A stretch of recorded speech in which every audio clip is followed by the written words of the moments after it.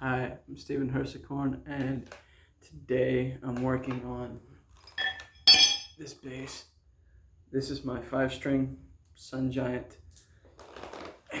bass that you probably saw the first part. I've made a lot of progress since then. Some of it I filmed, didn't like how it turned out, like how the footage turned out. It kind of looked like shit. So, yeah, I'm gonna give you a quick synopsis of the updates. Okay, pickup, cavity, done. Battery cavity, and control cavity. All right, I'm gonna be using EMGs on this, which is my pickup of choice for 5-string. It's gonna be, this time around, I'm gonna use the P6 CSX. Now this is a 5-string, but I'm gonna use a 6-string pickup, and I'll tell you why. Because you see how the pickups are kind of slanted like that? It's kind of like how a normal P bass is, but just slanted a little bit, because I really want the oomph on the low strings, because a lot of people like to put a pickup closer to the bridge. I think that kind of defeats the purpose of your low strings, because it takes away all the impact from them. When you have like a traditional P bass, it's got the lower mid-range and the oomph in the low end, because this pickup is closer to the neck. So I did that, but to a little bit of an extreme. I don't know how well you can see. 24th fret marker is right there. That's where the fingerboard's gonna end. That's where the 24th fret's gonna go. Right? And, you know, it's summer in Texas, so yeah, it's hot out here. But yeah, one piece, neck through, Carina, the whole thing Carina. On this time, I'm probably gonna use, I don't know if I'm gonna make a maple fingerboard for this, or if I'm gonna go out and buy some ebony and do that. I kind of want to use ebony for this one. I don't know why. It's just this is so old school in the way that it's made. Like, it's made like an old school neck through, right? Where it's like, it's solid, and, you know, because I'm really inspired by those old Jacksons and those old BC Riches and stuff like that. I just think those guitars were awesome, because they had like the way they were constructed and the way that they play. Like, they're built like tanks, man. Like, that's why you still see them around and in good condition, because they actually were made to be, you know, they're built to last, not like guitars today, right? And so I figured one of the biggest things that people were kind of upset with me about is because I didn't show them when I carved the back with this guy, right? This 2-inch wide masonry chisel, right? Which I didn't know it was a masonry chisel before. One of the guys in my comment section told me that that's what it was. And so I was like, okay. I mean, to me, a chisel is a chisel, because it had the double edge on it, right? And so I grind it down to a single edge. I don't know how well you can see that. I did this. It's the same as it was when I was making my great guitar build-off guitar, right? And I just,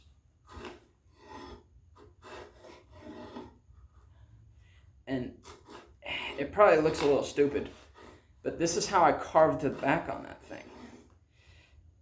Is by using both hands, and I'm not carving towards myself. It might look like that in the viewfinder, but no, I'm carving this way. Like, I'm going that way with it, because I'm going with the grain. And you can see,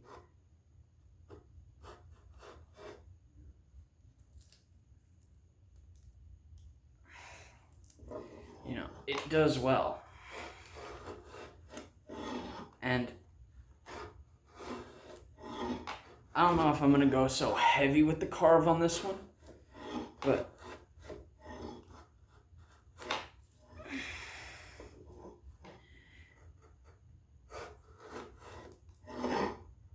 like I did in the first one, the carve on it was very heavy.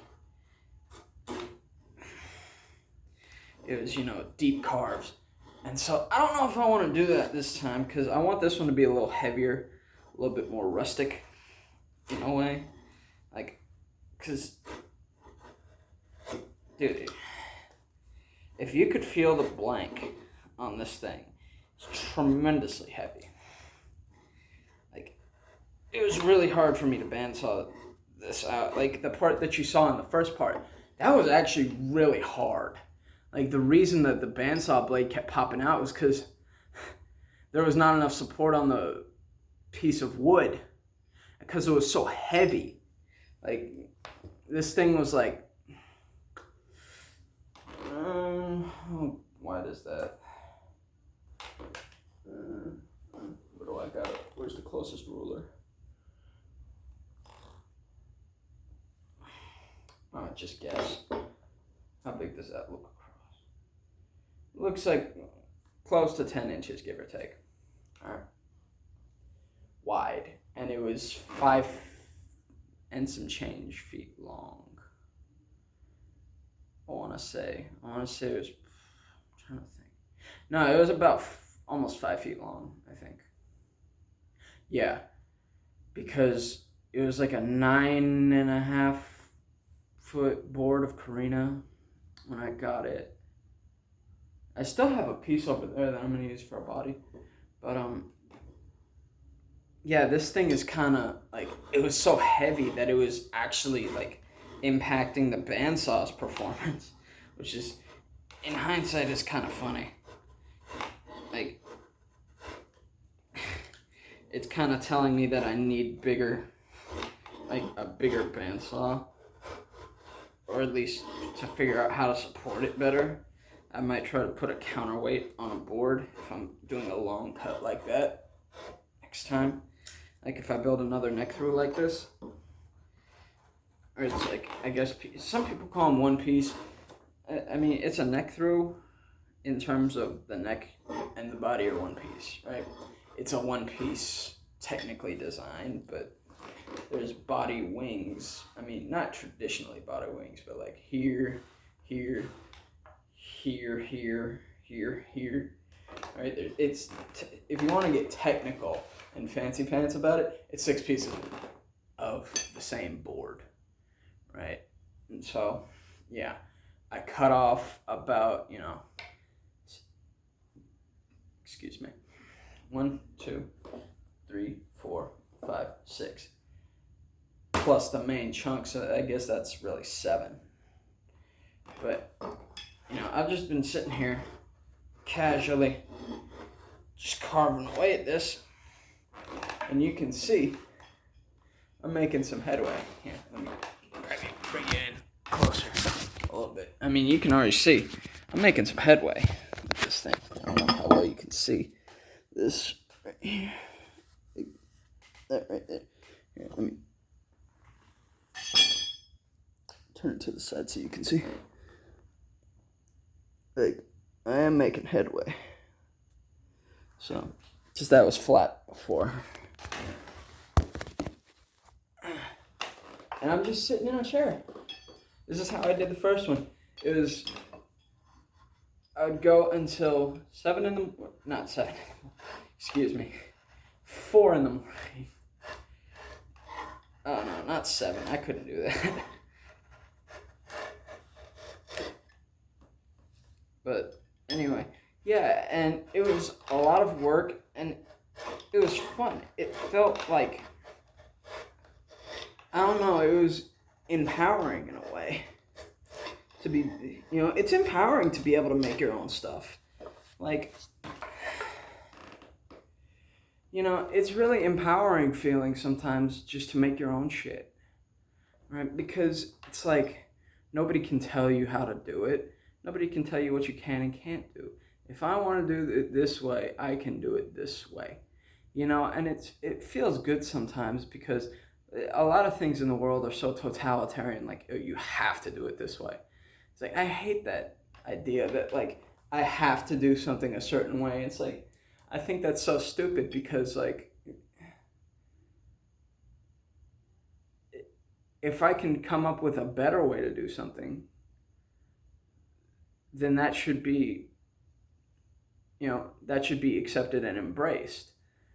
Because I think that when you stagnate and rest on your laurels so much that you actually, just stagnate, I think that that is terrible for innovation because, the electric guitar and the electric bass have not really innovated that much since they've been around, except for like, body shapes and stuff like that. But the core of the guitar has not changed in a long time.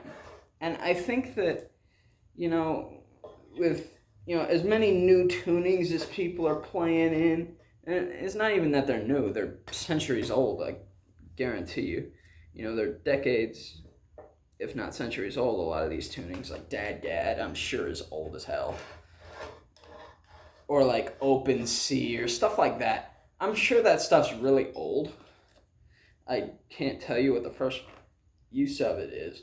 But like, I think that re-exploring these things and like coming up with your own ways of playing or building or doing anything with music, I think is really like beneficial because everybody's doing the same thing. Everybody's doing the clean with the tapping and the playing slap on guitar and stuff like that, and trying to, the whole Instagram guitar thing.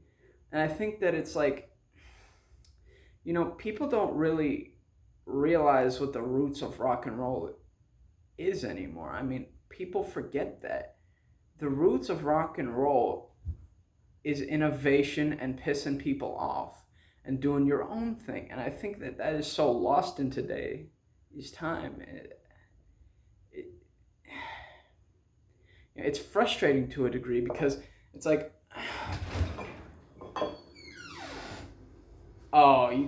hey, how are you doing? Hi. Good night. Yeah, it's almost 2 in the morning. And, one of the people that lives with me, just tell you, it's my mom. She's great. She's very supportive. And I love her. If you're watching this, I love you, Mom. Yeah. Sorry if I seemed kind of not happy to see you right there. It was just like, when you're trying to do something like that, sometimes when something interrupts you, it's kind of like, oh man, come on. But no, I'm sorry. I don't mean to come off like that. I love my mom. But anyway, back to rock and roll. I think that it's so important that, like, with people like Eddie Van Halen, he was such an innovative person, and people, quote him all the time as like their guitar hero, but nobody follows in his footsteps at all.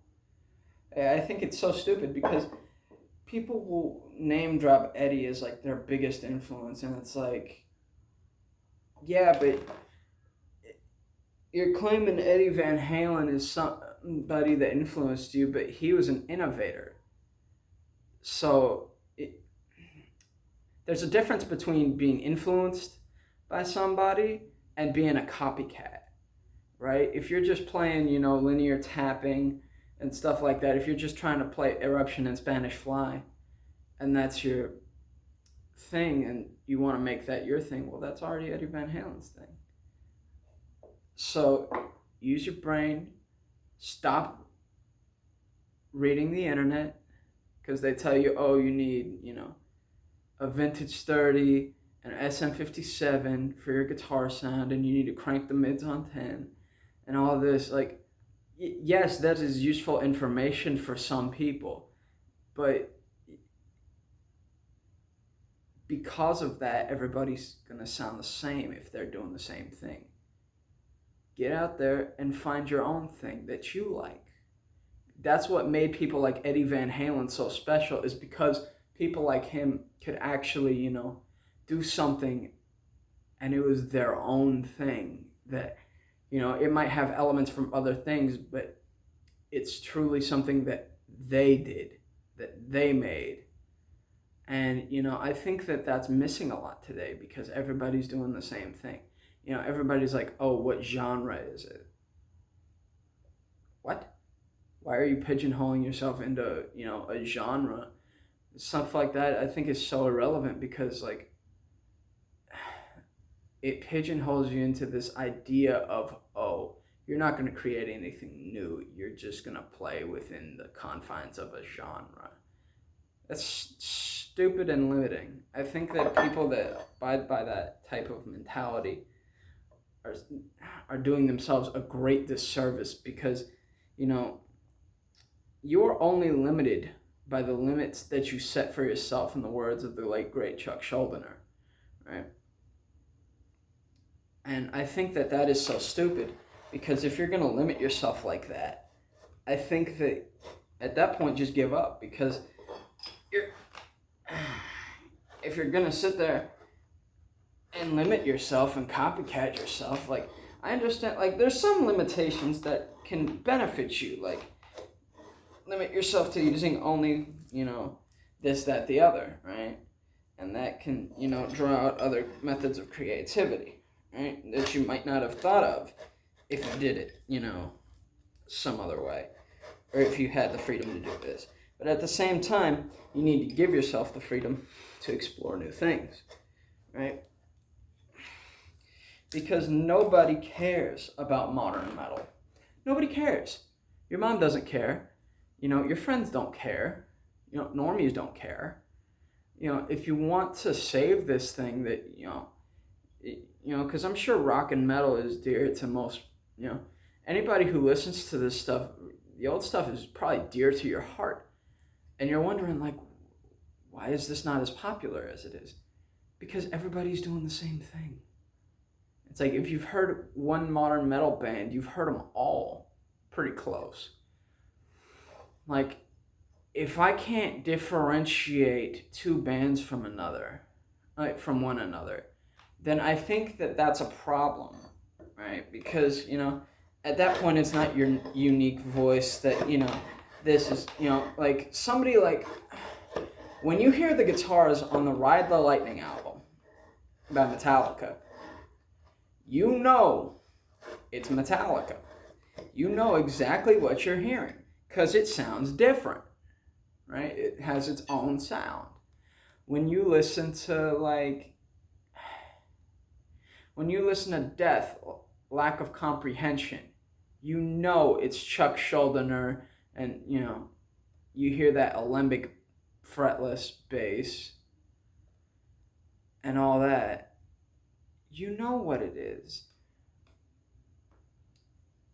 You hear Chuck's BC Rich, and you hear that fretless alembic bass, and I think it was some sort of headless guitar with EMGs on that one.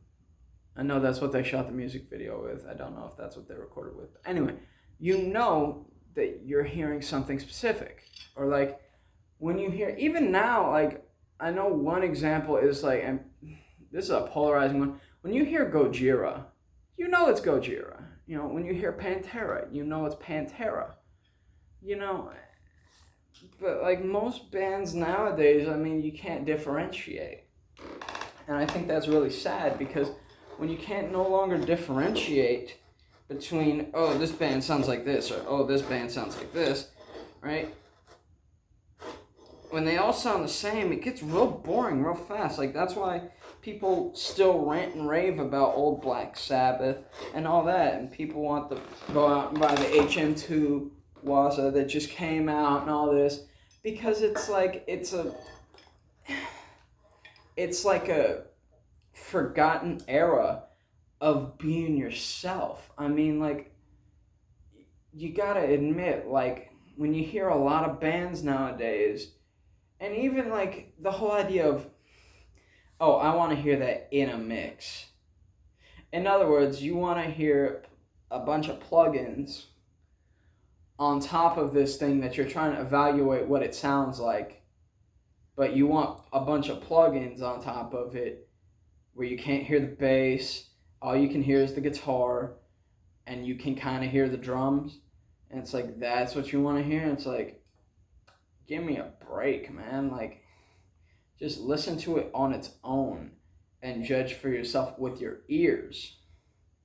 And don't even watch just stuff like that's, I mean, I'm not telling you what to do, but I don't anyway. I don't even like to watch stuff that's like like not a comparison, like something that's just a review of something, because depending on what gear you have, you can make anything sound like anything, right? But when you have a comparison, two things on the same settings, like everybody's watched the, you know, the Keith Merrill Seymour Duncan pickup demonstration. Everybody has watched that a million times, right? And that's how everybody finds what pickup they like, because it's a side-by-side comparison. And, you know, it's like,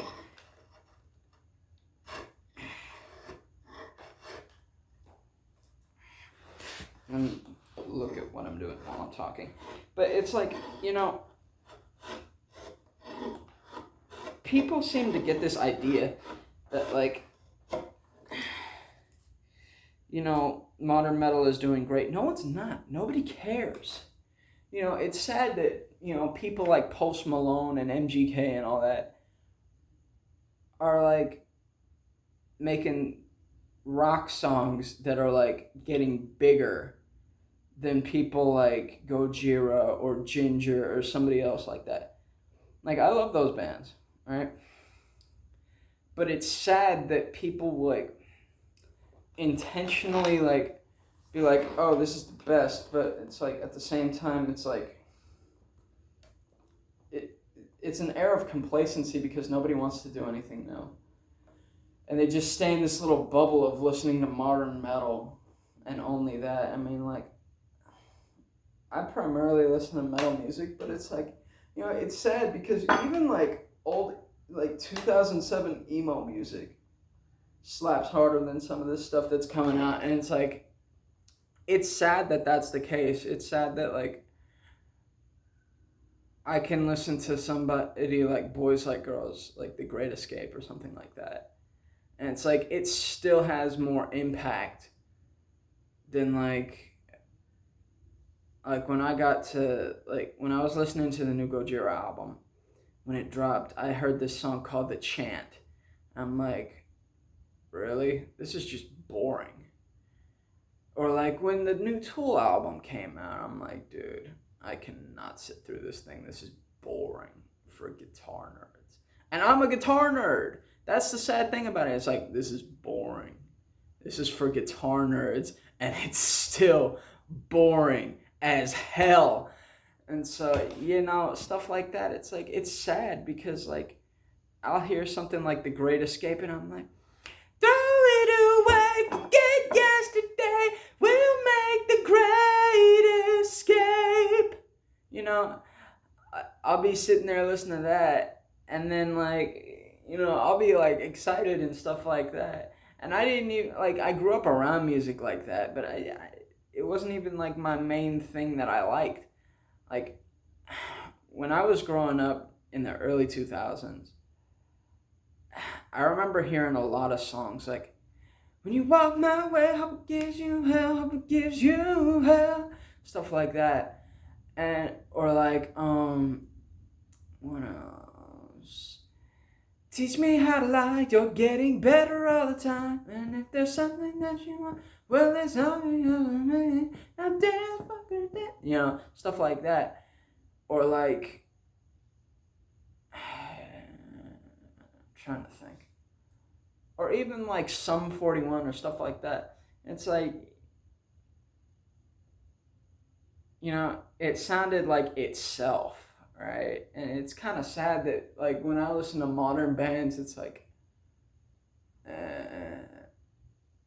but then when I turn something like early 2000s emo music on, it's like, yes, like, it's catchy and stuff like that. And it's like, I think that people miss that, like, you know, the thing that made a lot of these bands so strong back in the days was not only their songwriting, but like they just made good hooks, and they focused on melodies and hooks and choruses, like stuff that you could sing along to, like Panama, Panama, Panama. But they were still innovating on their own musical skills while doing this, right? Because I think that a lot of stuff is like, let me wow you with my amazing tapping. It's like, well, where's the song? I think that, I didn't even watch the video, but I seen Glenn Fricker did a thing where it was like that, where he tagged in the thumbnail. It was like, yeah, but where's the song? And I think that that's very, something that's very important. And I think it's getting a lot more attention now, but like, there's not really songs anymore as much as it is this kind of amorphous blob. Like Circle of Tone calls it the vanilla sausage. I think it's funny because, yeah, it's true. It's like an amorphous blob, right? It's like, I like like a lot of these bands, but at the same time, it's like I'll go through like 2 or 3 songs, and it's like, yeah, this is boring now, right? It gets boring after a while, Yeah, bring it back up. So, this has become more of a rant about modern metal than it is me showing you how I do this, but I'm making headway, and stuff like this tends to take a while. You're getting this uncut because I don't know how to edit and I don't feel like learning. I guarantee you it's like the simplest thing to like cut half of this out, but it's like, I'm not going to do that. I want this series to be, you're getting the unadulterated experience of how I do this. Right. Even though there's some stuff I didn't show you, like when I carved out these cavities, and when I did the pickups, I just hogged out some material with my drill press that's sitting over there on the table. Can you see that? Yeah, right there. That drill press, I got it from Harbor Freight, as I did a lot of these tools.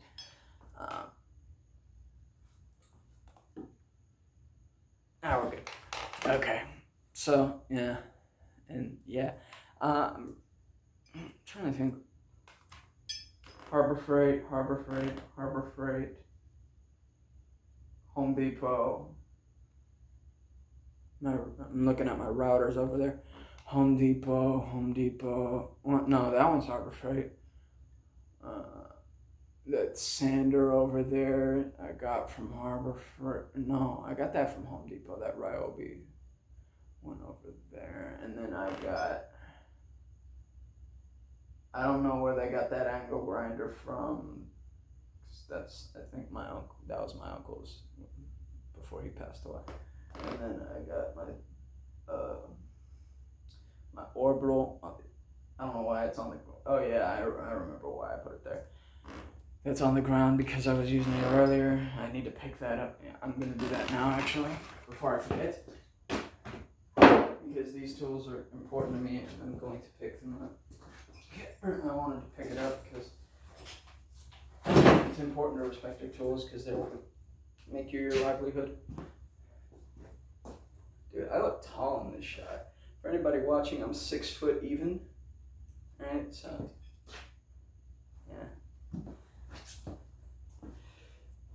yeah. And yes, I'm tucking in a Slipknot shirt. Assuming. It helps reduce the amount of junk that gets in my pants from shaving this stuff down. And so, but anyway, it's sad that modern metal is in this state, but they kind of did it to themselves because it got too. People started taking themselves too seriously. And I think that's the problem. And the whole thing about, like, you need multiple people inputting on something to make something that's better than the sum of its parts. Because if it's just one guy that's making this music, right? If it's one guy in his bedroom that's, like, one of those projects, right? Or it's, like, one guy in his bedroom. It's like, those never even, like, come out that good because it's only one person's ideas, and they just execute it, right? It's like, yeah, I guess that's cool. But the magic comes from, like, a band like Pantera. I haven't heard one bad song from them, right? Because they all pretty much equally contribute to their music. And, they never, when they were still going, they never um, would be unsatisfied because they always put 110% into it.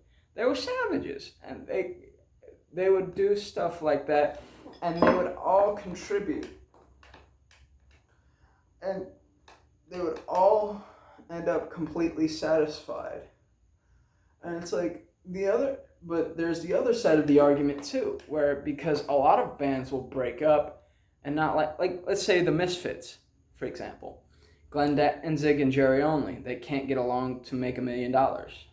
Right?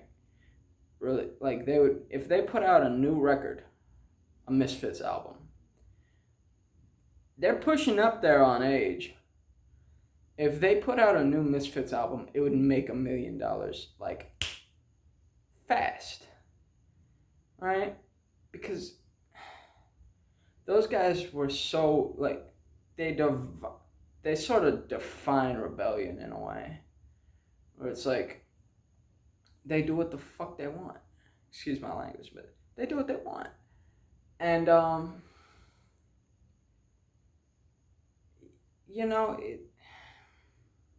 it's stuff like that, or like the System of a Down situation. Why they're not going to be making more music?